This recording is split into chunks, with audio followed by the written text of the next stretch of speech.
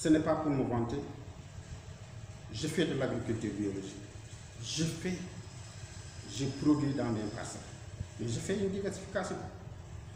Dans mes parcelles, j'ai de la pisciculture, je fais de la pisciculture. Dans mes parcelles, je fais de l'arboriculture, je fais de la riziculture biologique, je fais du maraîchage. Et je pense que incessamment, je suis en train de mettre en place un dispositif d'élevage de petits ruminants et de volailles dans mes parcelles. Et si je le fais, c'est parce que je suis conscient que demain, à mon âge, c'est presque terminé, je dois le laisser redonner le relais à mes enfants et pouvoir s'adapter aux changements, aux perturbations climatiques. La meilleure méthode, c'est ce qu'on appelle l'agroécologie, qui vous permet non seulement de respecter l'environnement, le sol, la biodiversité, mais aussi la santé animale et humaine, par un respect de la pratique qui prend en compte vraiment tout ce qui est en synergie, tout ce qui est problématique et trouver des solutions à ça. Ce n'est pas possible de parler, d'essayer de trouver des solutions avec ce qu'on appelle l'intensification de la production agricole. Ce n'est pas possible. Parce que l'intensification, je prends le vocable production. Le producteur qui est dans le cercle de l'intensification de l'agriculture conventionnelle, lui, son souci, ce n'est pas le résultat, c'est-à-dire ce n'est pas plus ou moins le lendemain de cette forme d'agriculture. Ce qui le préoccupe, c'est comment je vais faire pour réussir, gagner beaucoup d'argent et minimiser mes pertes. Malheureusement, tel n'est pas le cas avec l'agriculture conventionnelle. Je prends le cas des aménagements qu'on est en train d'effectuer aujourd'hui.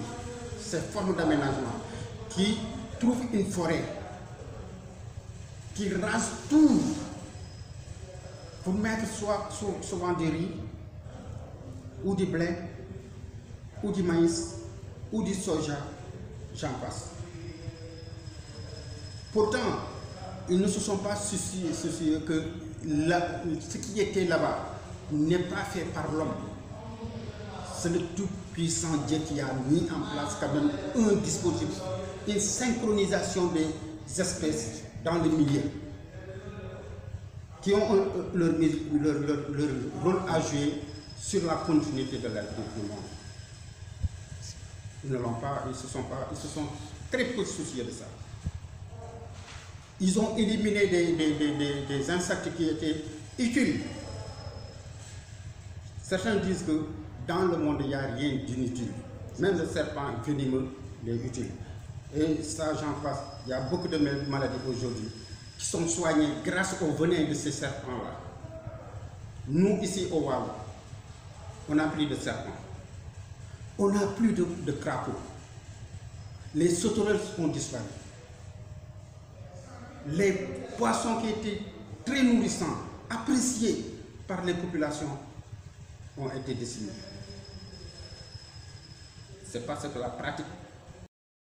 Je sais que la salinisation est en train de gagner des terrains qui n'étaient pas autrefois pensables de pouvoir dire que le sel allait être jusque là-bas. Le djeri, où on n'avait que du sable fin. Aujourd'hui, vous mettez votre agriculture là-bas, vous sentez qu'il y a des poches de salinisation. Parce que tout simplement, la terre a été dévastée, les arbres ont été coupés, on ne respecte plus la forme des pratiques que nos anciens faisaient en mettant en place, souvent en apportant des amendements organiques de fertilisation permettant plus ou moins, et même laissé épargner certaines plantes au profit du sol parce qu'ils savaient qu'est-ce que ça jouait en termes de fertilisation souterraine, mais aussi en termes de fertilisation aérienne.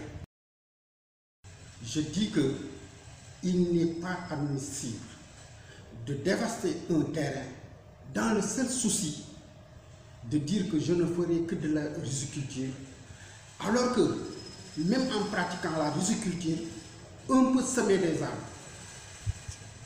Mais malheureusement, nos techniciens d'aujourd'hui, ils sont tout simplement, ils ont des œillets qui leur permettent de ne pas accepter la réalité. La réalité veut qu'on peut faire de la riziculture en respectant les arbres qui sont dans les milieux. Si vous enlevez par exemple les acacias albida ou les acacias de toute l'Afrique africaine, mais mettez quelque chose. Vous pouvez mettre des citrons. Ça va permettre aux oiseaux granivores, disons insectivores, de pouvoir vivre là-bas. Vous avez des manguiers. Il n'y a pas d'arbres, il n'y a pas de granivores qui se posent sur les manguiers. Les bananiers, pas mal d'arbres qui sont adaptés aux conditions de la production arboricole sont possibles d'être exploités dans les parcelles rizicoles. Prenez en allant vers le château, vous aurez des manguiers qui sont là avec une verdure extraordinaire, mais qui sont dans des parcelles de riz. Il y a une cohabitation. Ça n'empêche pas le riz de se développer. Et mieux, allez-y vers, en sortant de Ross-Bédiou, il y a deux jardins qui sont là-bas. Là. Le propriétaire, il a une diversification extraordinaire d'arboriculture. Mais il pratique le maraîchage et il pratique ce qu'on appelle aujourd'hui la riziculture. Et ils sont en synergie.